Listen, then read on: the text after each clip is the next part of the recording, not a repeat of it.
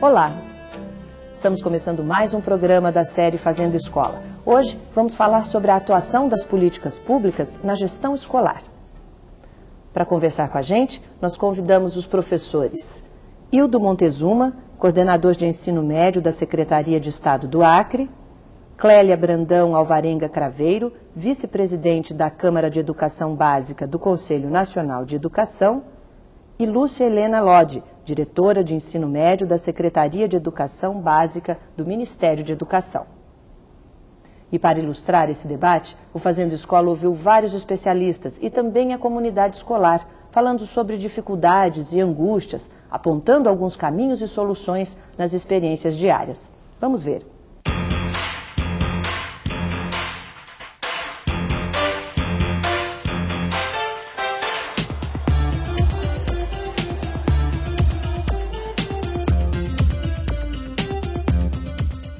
À medida em que a sociedade evolui política e democraticamente, muitos de seus aspectos se reorganizam. É exigida do Estado uma nova postura na condução da sua política e suas ações. A ideia da escola pública como um bem público e a garantia da escola pública para todos e a garantia de que essa escola seja de qualidade e essa é uma qualidade socialmente referenciada. Isso é uma grande mudança que nós temos que fazer hoje na visão de qualidade.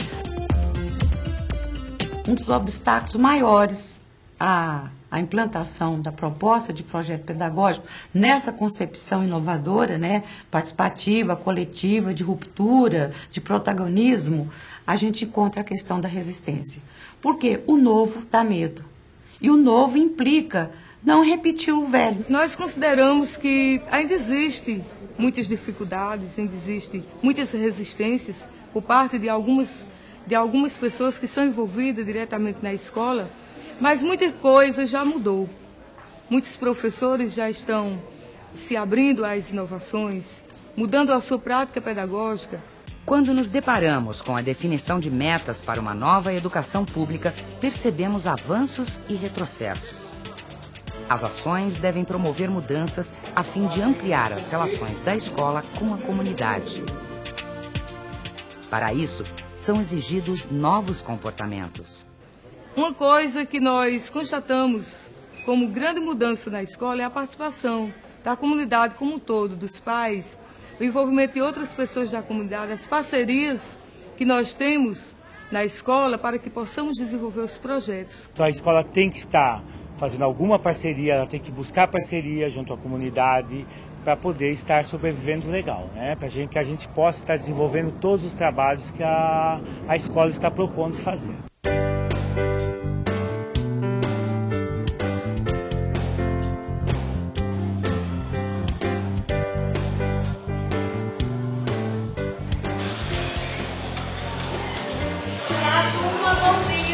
Entre nós, secretaria e a sala de aula, existe um longo espaço. Esse espaço só pode ser preenchido pela ação dos gestores, pela ação dos professores. Então, nós, por meio de discussões internas e discussão com os gestores, com os professores, nós fomos tentando identificar que medidas nós podíamos lançar mão como sistema para buscar criar as condições necessárias para a aprendizagem acontecer satisfatoriamente na sala de aula. Mas que qualidade é essa que nós queremos? Nós queremos, a sociedade civil exige e deseja uma qualidade socialmente referenciada. Nós não queremos que se transponha da área econômica a qualidade de uma empresa, por exemplo, de uma fábrica, a tal da qualidade total, que põe selinho nos objetos. Nós não vamos botar selinho nos alunos como qualidade. Nós queremos uma qualidade que efetivamente garanta a emancipação da sociedade brasileira. Nós queremos uma qualidade que dê condições e instrumentos para que esse cidadão venha a ser efetivamente um cidadão participante, consciente e combativo nessa mesma sociedade.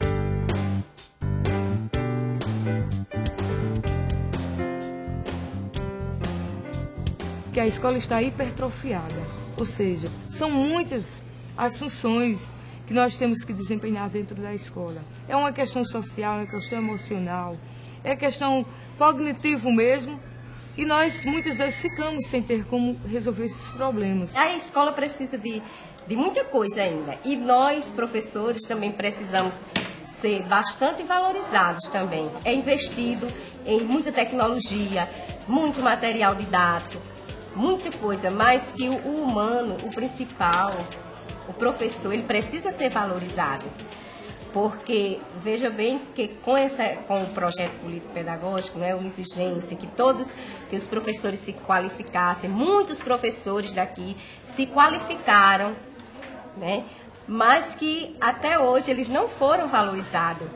Continuam ainda como se eles tivessem apenas o magistério. A gente não tem supervisor suficiente, a gente falta muita coisa na escola. Não tem psicólogo.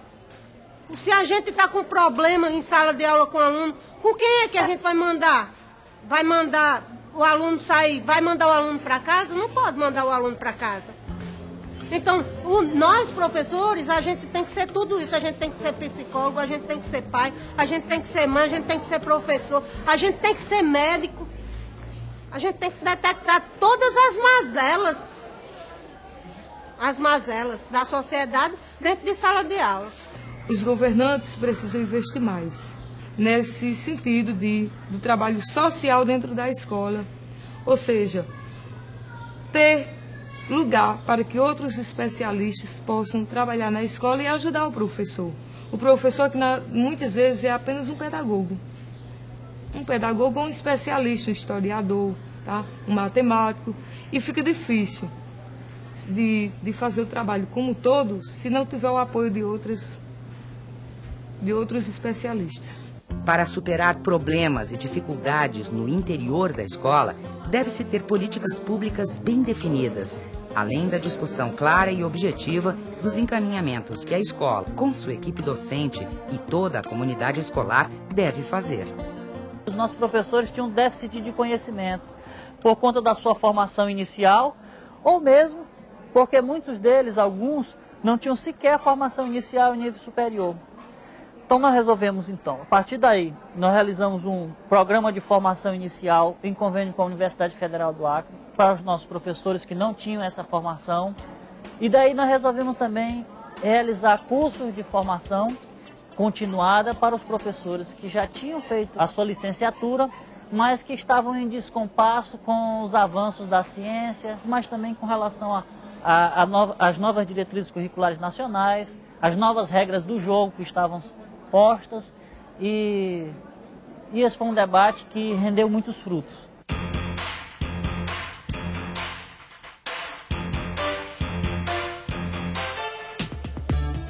A mudança da realidade indica novos paradigmas e sugere a transformação da condução do ato educativo.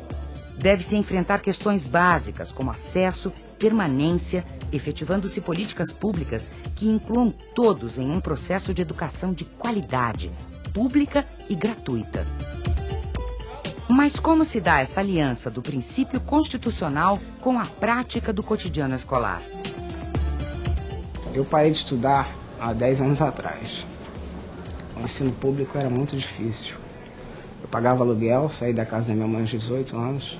Então, conciliar colégio e aluguel é difícil. Aí voltei a estudar, com outra cabeça, lógico, com mais vivência. Eu sei que sem o estudo tá difícil, né?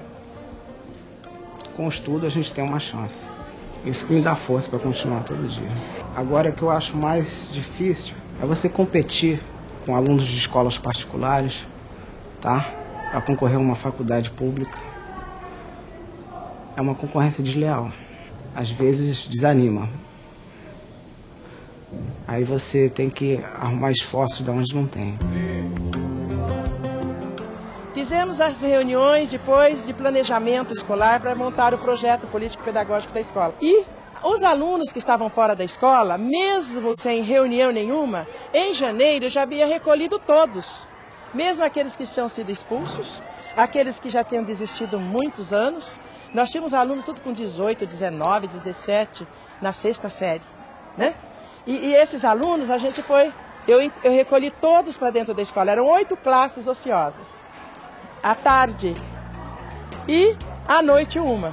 À noite teve tanta procura que nós tínhamos 55 alunos na sala. Toda semana a gente ia na sala, eu ia na sala, conversava. Nós tínhamos muito ex-FEBEM, até hoje a gente tem, e tínhamos até cadeião mesmo, cadeia mesmo. E graças a Deus, essa consciência tranquila, acho que os professores da Escola Renato de Arruda Penteado, eu acho que tem, porque todos participaram, assim, na recuperação desses jovens, desses adolescentes, que hoje estão no mercado de trabalho trabalhando. Nós buscamos a parceria no município, não só com a prefeitura, mas com as outras empresas da cidade, principalmente para o ensino profissionalizante, o técnico em segurança do trabalho. Então, para que a gente pudesse ter esse curso, nós tivemos que buscar parcerias. O governo ofereceu o prédio, mas a gente só poderia implantá-lo se a gente buscasse parcerias fora. Então, nós conseguimos a parceria com a prefeitura para o pagamento dos funcionários, do professorado. Conseguimos parceria com as empresas Fosfest, Bung, as mineradoras, né, daqui da região e das cidades.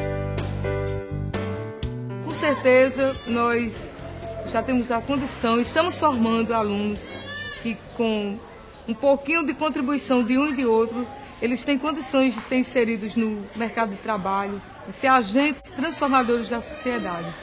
E uma coisa interessante, que nós temos que estar preocupados, estarmos preocupados com a formação desses alunos, no sentido de formar para a vida.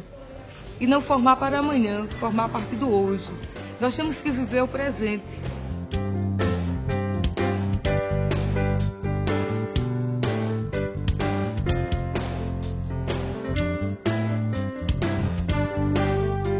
Nós estamos mudando as relações internas dentro da escola, e isso é complicado. E não somente as relações autoritárias, de punição, de uma avaliação punitiva, frenadora da criatividade do aluno, mas nós temos que romper também com as nossas convicções pedagógicas. Então, um outro obstáculo, o segundo que eu coloco, é a questão de renovação dos conteúdos e dos conceitos. Seria a renovação dos conceitos de educação, de escola, de relação professor-aluno, a concepção didática de ensino. Então, isso implica numa formação continuada constante. E um projeto pedagógico, ele se move com a formação continuada de professores e funcionários da escola. Para quê? Para que eles ganhem uma segurança para inovar e perder a resistência, e ganhe também uma renovação do ponto de vista conceitual. Eu acho que os professores, os educadores, somente serão educadores se na condição de protagonistas. Uma pessoa que passa um conhecimento burocraticamente, sem vitalidade, como se fosse um conhecimento morto, não está educando os jovens. Eu acho que isso foi uma conquista emancipatória e da liberdade, que é preciosa, e eu acho que é a partir desta conquista que nós podemos lutar para recolocar a escola pública no lugar mais central para a nação brasileira, porque me parece que a maior parte da população, nós temos hoje quase 50 milhões de estudantes no Brasil, estão precisando dessa escola.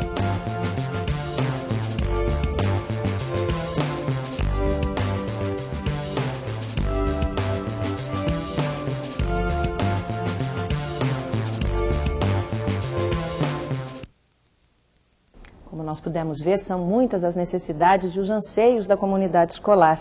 Professora Clélia, o que mais chama a atenção da senhora no vídeo que nós acabamos de assistir?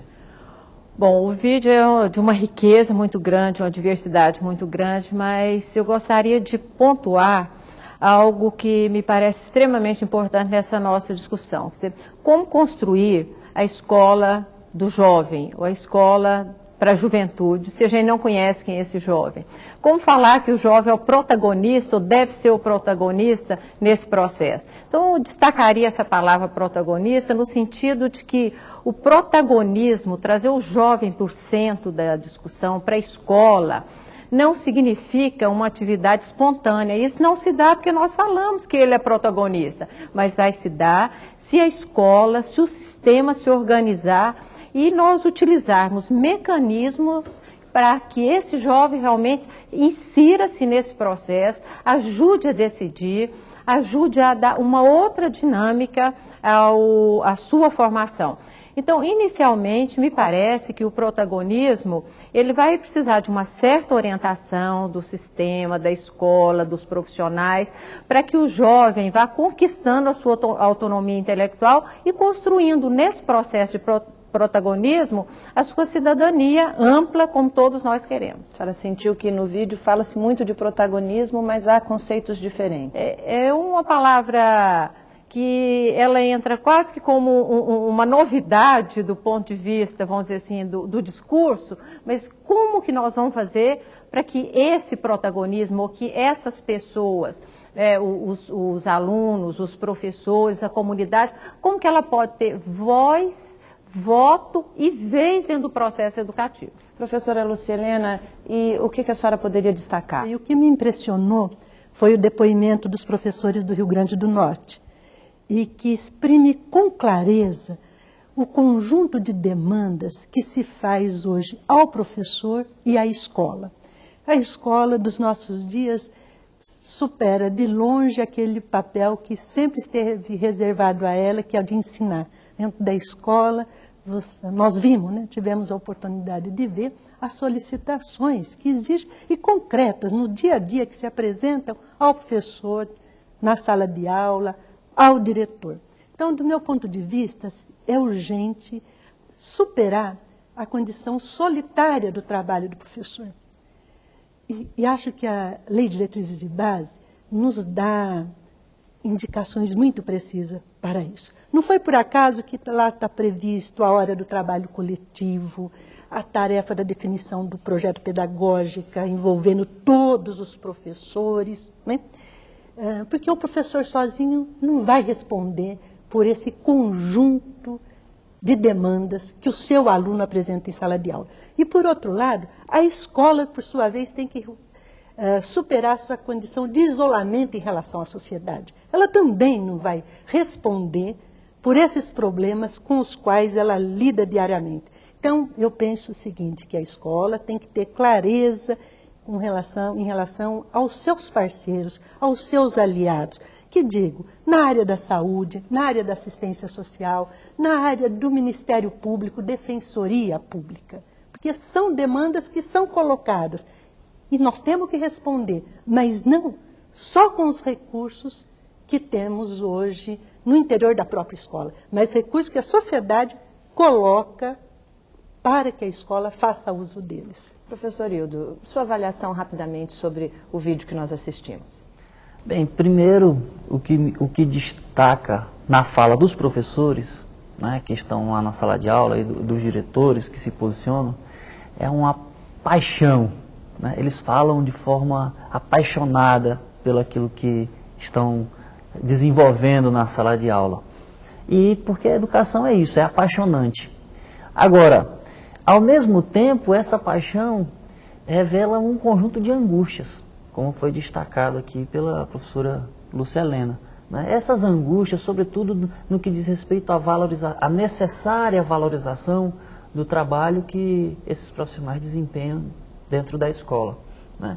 E eu acredito que um projeto de valorização desse trabalho não pode ser uma medida isolada, apenas no que diz respeito ao salário, a uma melhoria salarial ou programas de formação e de capacitação dos professores.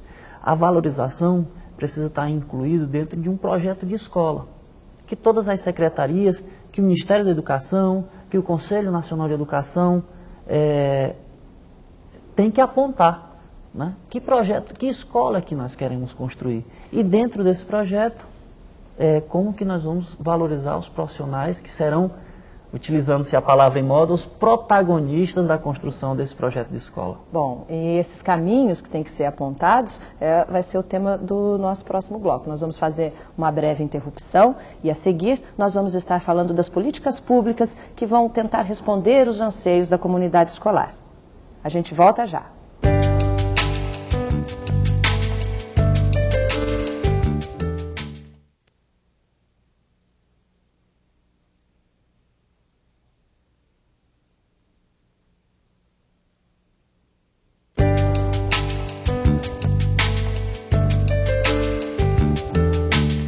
Estamos de volta com o Fazendo Escola. Nossa discussão hoje é sobre as políticas públicas na gestão escolar. Minha pergunta vai para a professora Clélia. Professora, qual é a ponte que o Conselho Nacional de Educação faz com os conselhos estaduais para que a teoria venha para a prática? Bom, Maria, é um grande compromisso de todos nós educadores, ou que estamos em determinados pontos estratégicos do governo federal, levar adiante essa política de uma educação do tamanho do Brasil. Precisa de ter não só o sentimento de paixão, que o professor Hildo colocou, mas também um sentimento também de indignação frente às grandes injustiças em relação à exclusão social e à exclusão escolar. Então, diante desse quadro, desse contexto, o Conselho Nacional de Educação optou por um plano de trabalho que tem na base a preocupação com a aprendizagem enquanto direito social. E o Conselho sozinho não daria conta de fazer isso, e certamente não é a intenção também do Conselho. Então, houve, por bem, uma integração nacional, que a gente faz mensalmente um encontro com o Fórum de Conselhos Estaduais de Educação, no sentido de avaliar as práticas educacionais e, mais do que isso, discutir a legislação do ponto de vista de que ela possa aparecer lá na ponta, lá na sala de aula, e estabelecer também mecanismos para que essa política aconteça. Porque o coração do sistema é a escola. Então, nós não podemos ficar falando para nós mesmos, mas nós precisamos de falar na horizontalidade com os sistemas de ensino e falar também de forma vertical, de uma forma de integração com todas as unidades escolares. Então, esse é um grande desafio, até porque a elaboração de um parecer não é neutro. Quando o Conselho elabora um parecer, ou que tem uma resolução, qual é a concepção que está ali? Que educação nós queremos, que prática pedagógica nós queremos implantar? Professora Lucilena, como é que a senhora avalia essa atuação do Conselho Nacional? Acho que o Conselho Nacional está cumprindo com o seu papel, especialmente na articulação com os conselhos dos estados, das unidades federadas. Agora, o papel do Ministério da Educação é de apoiar os sistemas de ensino.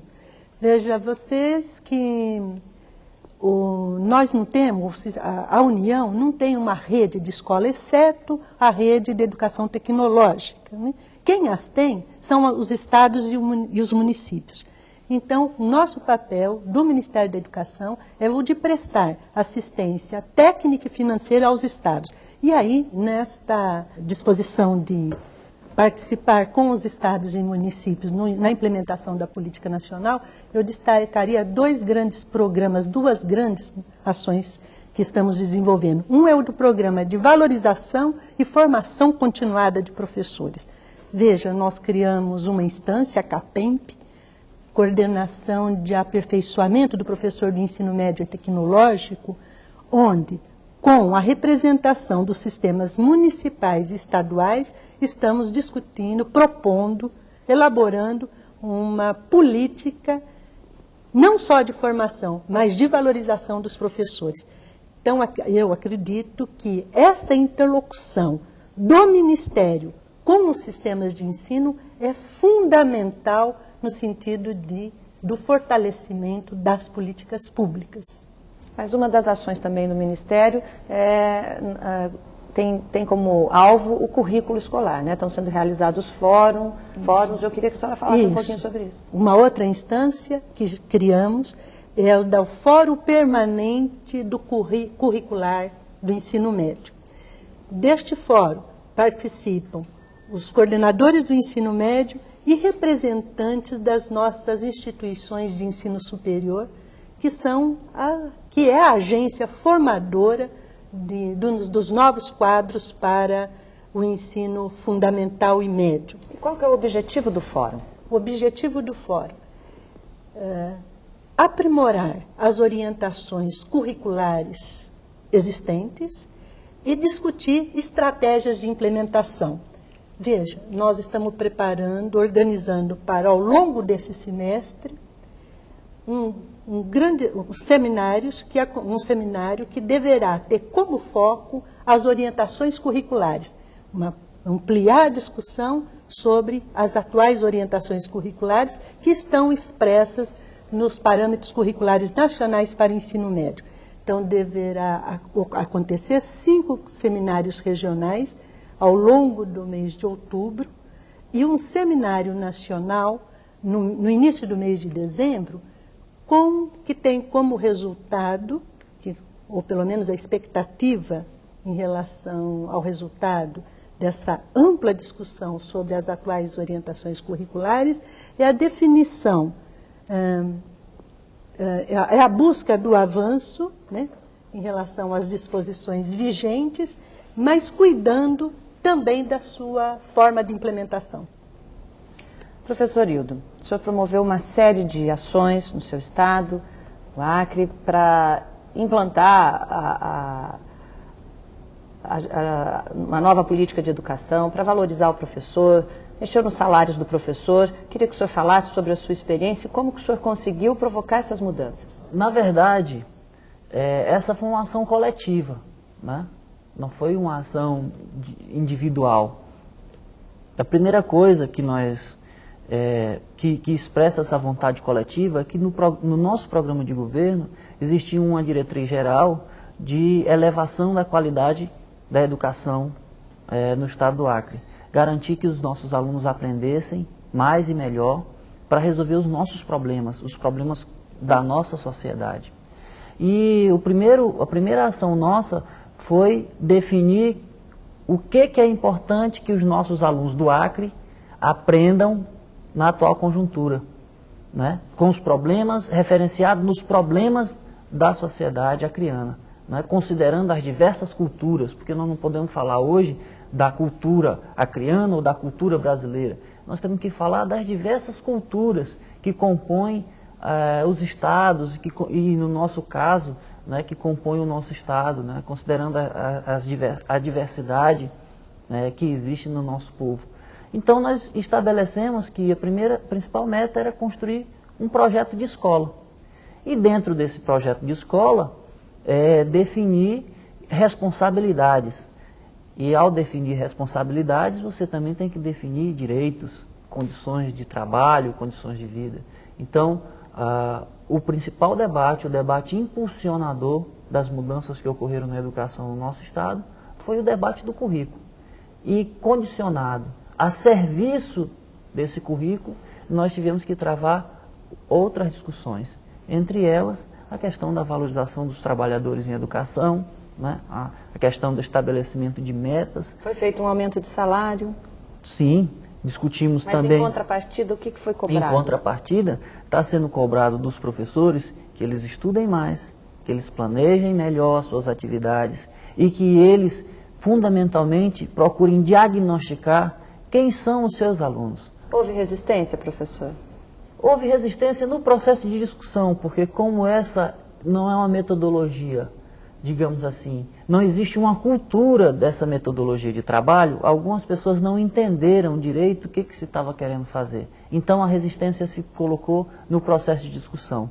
E nesse processo de discussão e de implementação desse projeto de escola, essas resistências estão sendo vencidas naturalmente, né? O fundamental é que houve um consenso básico, né? Um consenso básico mínimo em torno de que os nossos alunos precisam aprender mais e melhor e em torno de que essa aprendizagem não pode ser uma aprendizagem abstrata, tem que ser aprendizagem de ciência, como bem falou uma professora no vídeo, a diretora de uma das escolas aí apresentada, que esse conhecimento tem que ser para resolver os problemas de agora, os problemas do povo, né? E eu acho que essa é a qualidade social a que nós nos referimos, né? Não é a ciência pela ciência, mas é a ciência como instrumento de transformação da realidade, de resolução de problemas.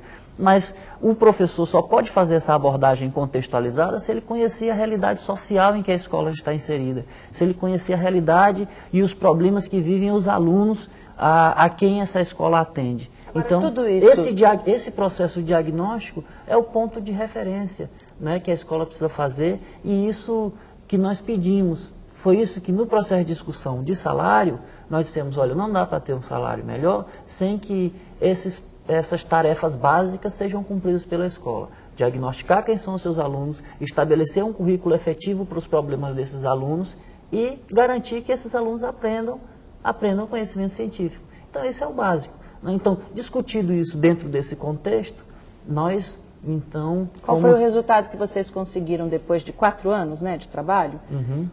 Bom, os resultados é que, nas avaliações do SAEB, né, do Sistema de Avaliação da Educação Básica Brasileira, quando nós chegamos na Secretaria em 99, o Acre figurava como um dos piores estados da federação em termos de proficiência da aprendizagem.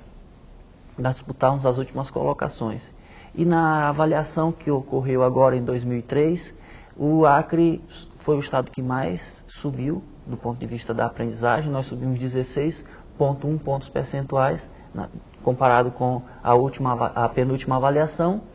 E nos colocamos hoje em proficiência de língua portuguesa e matemática no patamar da média nacional. E no caso da matemática especificamente, nós estamos acima da média nacional. Isso certamente é resultado desse processo de discussão, de todas essas mudanças que foram feitas, dialogadas com a comunidade, com os professores e com a sociedade no seu conjunto. Eu gostaria que vocês avaliassem o trabalho que foi feito no Acre, as professoras. Diga, professora Lúcia. Esse resultado, esse crescimento, esse salto é particularmente expressivo. Isso por quê? Porque nós sabemos que as mudanças em educação, elas demoram para produzir o resultado esperado. Então, não foi pouca coisa o que o Estado do Acre conseguiu. Mas eu gostaria que o Wildo pudesse nos dar alguma informação, na avaliação dele, se ele consegue identificar já no estado do Acre, uma mudança no padrão de organização do trabalho da escola. Porque nós sabemos muito que a gente precisa... Nós conhecemos o que é preciso que seja feito. Não é? Mas, como foi apontado por uma das professoras, a questão da resistência é muito forte quando se trata de mudança da cultura escolar. Né? Se ele consegue identificar no conjunto dos seus professores, ou como a escola está organizada no estado do Acre, mudança na sua organização nesses últimos anos. Certamente, nós temos identificado, e por incrível que possa parecer, as mudanças são naquilo que é mais simples. Eu estava, antes de iniciar o programa, lembrando do Renato Russo, onde ele tem na música Índios uma frase que eu acho belíssima. Ele diz: quem me dera pelo menos uma vez que o mais simples fosse visto como o mais importante. Eu penso que a principal mudança no comportamento, digamos assim, da cultura escolar, foi que nossos professores, os nossos gestores, os nossos diretores estão identificando o seguinte: não adianta a gente querer discutir um monte de coisa, um monte de novidade, se a gente não está conseguindo garantir o feijão com arroz. Se a gente o cotidiano. O cotidiano. Se a gente não está conseguindo garantir que os nossos professores planejem, que os nossos professores avaliem, que os nossos professores façam um diagnóstico dos seus alunos. Isso que é simples, que é básico, nós estamos conseguindo que as nossas escolas realizem. Professora Clélia vai fazer uma complementação. Professora. Eu quero chamar a atenção, Wilton, para essa fase do planejamento que você citou, o diagnóstico. O diagnóstico ele é feito há muitos e muitos anos como elemento introdutório de todo o planejamento, né? Mas quando você faz a sua abordagem, eu estou entendendo, estou vendo o diagnóstico como uma avaliação contínua. Então não é um diagnóstico que fez hoje, acabou, morreu, né? Isso. E depois nós vamos continuar trabalhando como se nada tivesse acontecido da avaliação. Diagnóstico burocrático. Então eu acho que isso aí é fundamental. Agora, quando vocês fizerem esse diagnóstico, acho que o que deu também essa qualidade ao trabalho foi que vocês tinham clareza da concepção de educação que vocês queriam entrar. Quer dizer, o que significa diversidade lá no Acre? É diferente, né, quando você faz a composição desse caleidoscópio, dessa multi, né, lá no Acre, é diferente do meia região, que é a região centro-oeste, o estado de Goiás. Quer dizer, acho que isso foi o ponto, assim, central e que deu essa qualidade a esse trabalho, porque também não resolve só alterar salário de professores, se nessa alteração dos salários, que é necessária, é bem-vinda, é necessária, sempre a gente não tiver clareza qual é o projeto que nós queremos construir. Nós temos um projeto nacional, né, de escola que está ligado a um tipo de desenvolvimento de país também que nós queremos, mas nós temos um projeto que é regional. Eu falo que quem não tem o pé fincado na realidade não dá conta de lidar com a globalidade. Então, acho que o projeto seu, né, acerta direitinho isso aí, quer dizer, qual é o nosso regional para que a gente discuta o que é planetário, o que é transnacional. Parabéns, né? Professora, com licença, eu vou interromper um pouquinho a nossa conversa e no próximo bloco nós vamos estar conversando sobre universalização do ensino público, do ensino médio, recursos e construção de currículo. A gente volta já.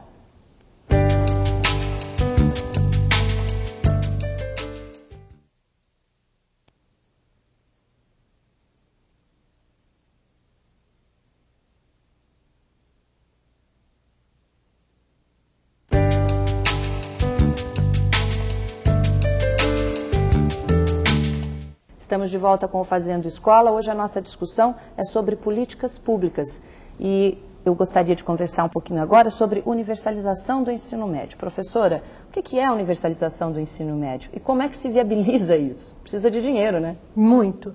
Maria, eu iniciaria destacando que o ensino médio hoje vive uma dura realidade em termos da sua oferta. Veja você que menos de 40% dos jovens na faixa etária de 15 a 17 anos estão frequentando o ensino médio. Isso aliado à seguinte informação, de 4 a 5 milhões de jovens nessa faixa etária estão fora da escola.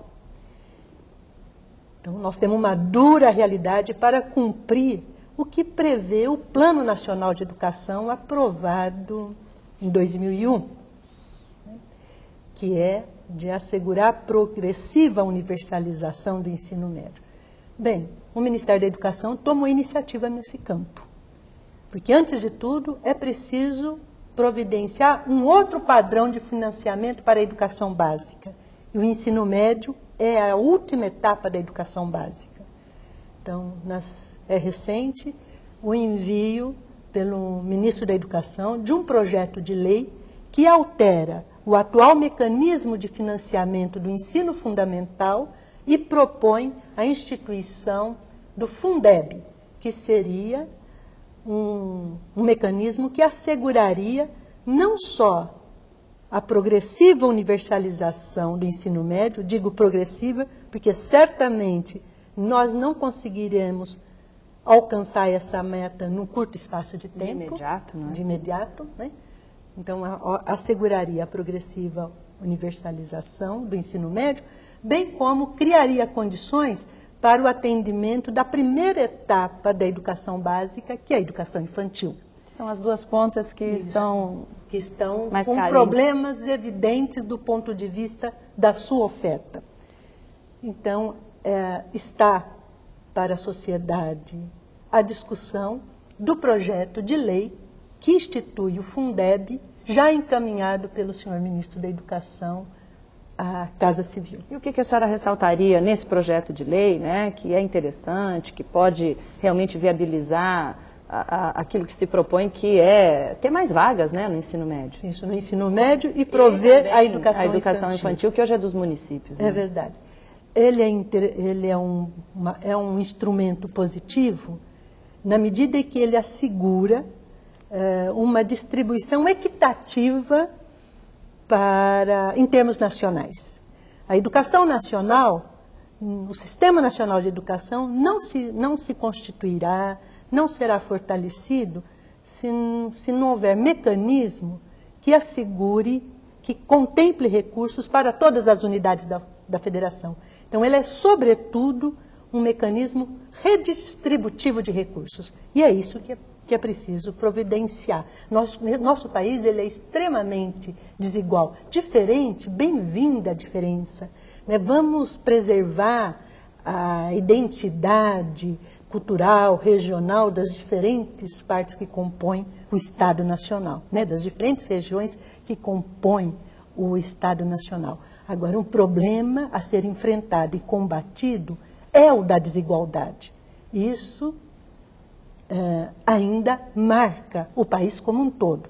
Então, este mecanismo a sua característica que eu destacaria é o fato de ser redistributivo do ponto de vista dos recursos. Professor, sim, professora. Mas eu vejo que ao lado, né, junto com essa preocupação que a professora Lúcia Helena nos apresenta com tanta clareza, nós temos hoje um dado extremamente positivo, que é o decreto 51/54, que transforma, supera aquela dualidade do ensino médio, né, entre o ensino que era para preparar para o trabalho e o ensino que era para preparar para continuar estudando.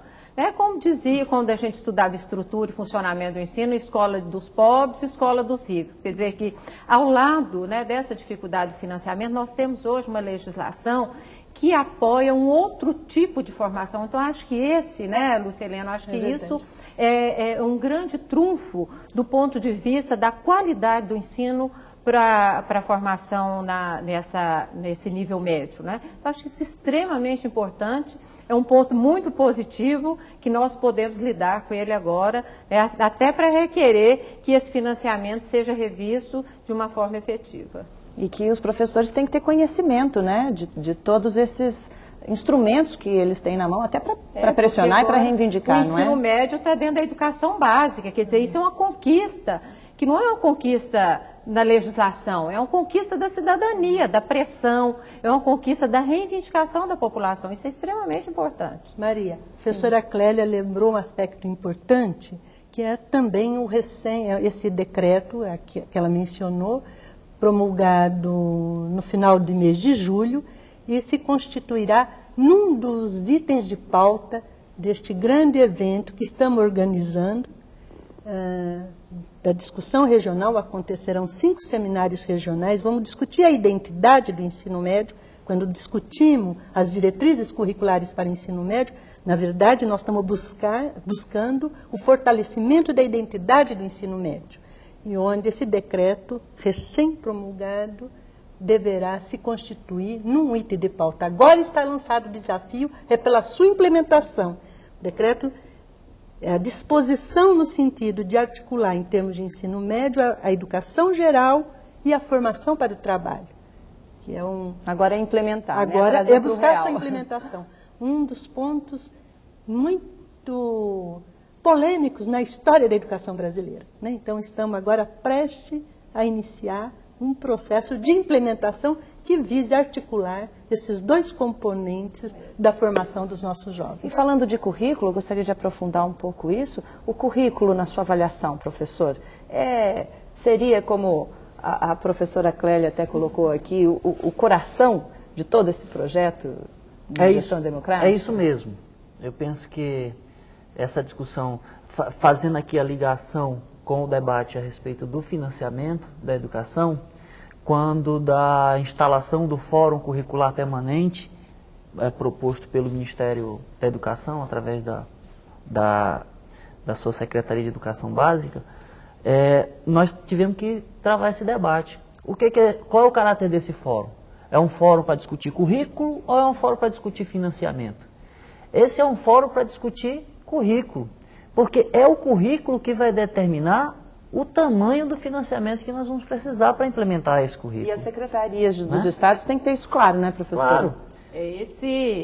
Essa compreensão de que o currículo é algo que extrapola a sala de aula, né, que ele se esparrama pela sociedade, e aí nós vamos ter que discutir qual é o financiamento necessário, qual é a integração da educação básica com a educação superior. Não dá para fazer isso mais separado. É fundamental que os estados estejam discutindo, mas ao mesmo tempo que essa discussão chega também aos municípios, porque muitas vezes nós costumamos dizer que a vida se dá na cidade, no município, não é no estado, né? Mas muitas vezes demora a discussão chegar do ponto de vista não só conceitual, mas do ponto de vista prático mesmo. Porque Clélia, essa é a dificuldade. Nosso país é muito grande. Então, veja, quando falamos em termos de ensino... 5 mil municípios, 180 mil escolas no ensino fundamental, mais de 16 mil escolas no ensino médio. Então, imagine a engenharia que temos que providenciar para garantir simultaneidade no processo de discussão. Então, há pouco ainda falava com o professor Hildo, um dos coordenadores do ensino médio, sobre essa nossa agenda para este semestre. Ao mesmo tempo que estamos discutindo com os gestores e professores lá da região norte, né, da qual o professor Hildo faz parte, não pode demorar muito para que a discussão aconteça no Centro-Oeste. Não cria um abismo, né? Isso. Com certeza. Então, é uma engenharia de grande monta, mas nós estamos perseguindo isso. Eu penso que esse é o fundamental papel das estruturas governamentais, né? É estar pensando os problemas, pensando as políticas para a resolução desses problemas, mas sem esquecer de um elemento, do diálogo com o povo, né? Do diálogo com os professores, com a sociedade civil organizada. Esse é um elemento fundamental, não é de menor importância, porque se nós tivermos a política correta, mas o povo não entender essa política, os protagonistas, né, resgatando a palavra em moda, não entenderem as finalidades dessa política, ela vai ser um elemento burocrático. Vai se perder como mais um projeto muito bom, mas que vai ser engavetado, porque é o povo que precisa abraçar esse projeto de mudança da nossa escola, né? Da construção de uma escola referenciada na sociedade, né? Foi mais ou menos esse o percurso que vocês percorreram, né, no Acre, né? Com certeza. Quer dizer, o diálogo, a conversa. E eu me sinto extremamente à vontade, porque eu acredito que esse caminho que a coordenação de ensino médio, né, do Ministério da Educação, a direção de ensino médio do Ministério da Educação está procurando adotar com a instalação desse Fórum Nacional Permanente, esse Fórum Curricular Permanente e com essa agenda de trabalho, de discussão com os gestores e também com os professores, né, professora? Nós conversamos ainda há pouco que é importante não apenas ter as equipes dos estados, mas os conselhos estaduais de educação, os professores, os diretores de escolas presentes nesses fóruns regionais, onde nós vamos, digamos assim, poder lapidar essa política nacional desse ensino médio que a gente quer construir no nosso país. E essa seria também a forma ideal para responder os anseios que nós vimos, né, que são dos professores, dos gestores, da comunidade escolar. Correto. Essa é a resposta que os donos, as pessoas, os protagonistas da política pública podem dar à comunidade escolar? Os responsáveis, né? Exato. Donos não, os responsáveis enquanto membro de equipe que compõe o Ministério da Educação. Nós, como ressaltou o professor Hildo, não conseguimos imaginar de outra forma, senão através de uma interlocução efetiva com os gestores, professores. Devemos prever também a participação dos estudantes. Os estudantes precisam ser ouvidos. Ainda há pouco, tomava conhecimento de uma matéria publicada pela grande mídia, onde os alunos do ensino médio revelavam perplexidade diante do conhecimento que eles estão adquirindo na escola. Perplexidade, né? Em que sentido? Para que serve? O que é que eu faço com isso?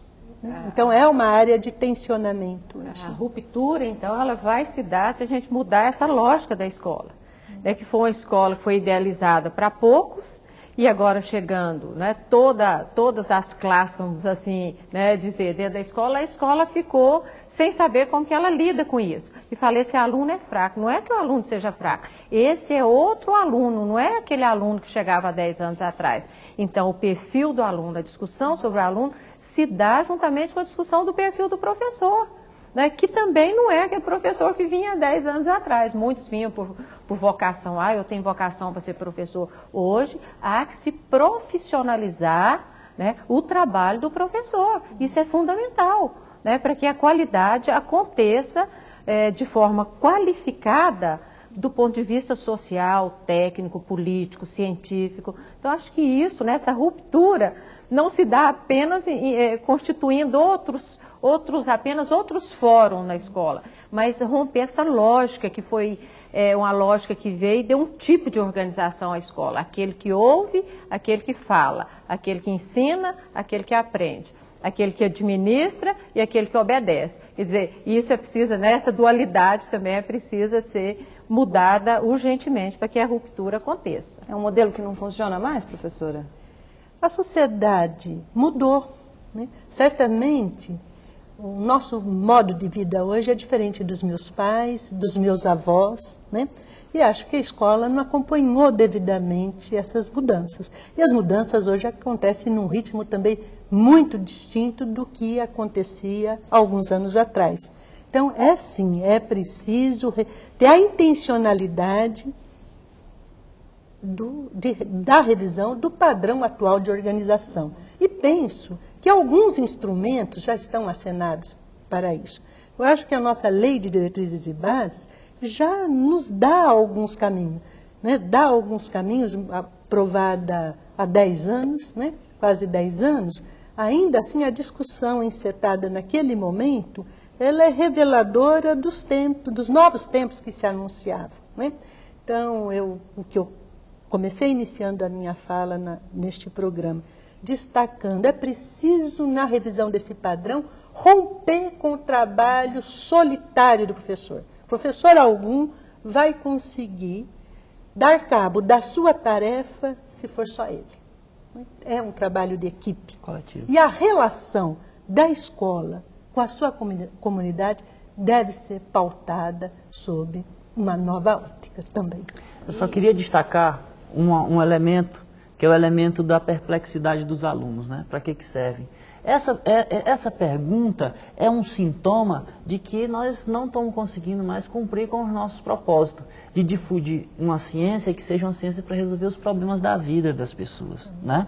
E nesse aspecto, quando uma das pessoas no vídeo falou de uma escola socialmente referenciada, eu acredito que é referenciada nos elementos do trabalho. O trabalho não na visão mercadológica, mas o trabalho como produtor de cultura, portanto, de conhecimento. E aí a nossa escola distancia o conhecimento científico da sua aplicação no mundo do trabalho, né? Na ação humana, o trabalho entendido como ação humana de transformação na natureza. Então esse elemento que nós precisamos resgatar, porque isso é que dá sentido à ciência e é esse sentido que os nossos alunos não estão conseguindo ver no saber escolar. Essa perplexidade deve-se a isso. Então, a construção do currículo tem que considerar esse elemento fundamental. E as diretrizes curriculares que foram aprovadas em 1998, né, no Conselho Nacional de Educação, elas dão exatamente encaminham exatamente para esse entendimento, né, da relação entre o mundo do trabalho, a construção da cidadania, que o conteúdo na escola não tem finalidade nele mesmo, que as competências precisam de entrar urgentemente enquanto instrumento de formação para essa cidadania. Então nós temos sim políticas públicas que dão essa direção. Agora é preciso que haja esse diálogo permanente. E quando a gente fala em diálogo, supõe mais do que ouvir as pessoas, né? Mais do que isso, é ouvir e entender o que elas falaram e levar em consideração também o que elas falaram e tomar decisão a partir daí, né? Então vejo que há hoje vamos dizer assim, um concerto, né? Um concerto extremamente interessante entre os conselhos estaduais, entre o Conselho Nacional, os conselhos municipais, o MEC, e talvez essa melodia que vai sair agora seja muito mais bonita e muito mais agradável aos ouvidos da juventude e da sociedade como um todo. Harmônica. Tomara que sim. Professora, muito obrigada pela sua participação. Infelizmente, o nosso programa chegou ao fim. Professor Hildo, muito obrigada. Disponha. Por estar aqui no Fazendo Escola. Professora Lucilena, muito obrigada pela sua participação. E o Fazendo Escola agradece você, professor, acreditando ter contribuído para um melhor entendimento da realidade do ensino médio. Encerramos os debates sobre a gestão democrática, mas as discussões continuam nas escolas e junto à comunidade escolar. Estamos preparando outros programas que você vai ver aqui na TV Escola. Esperamos por você.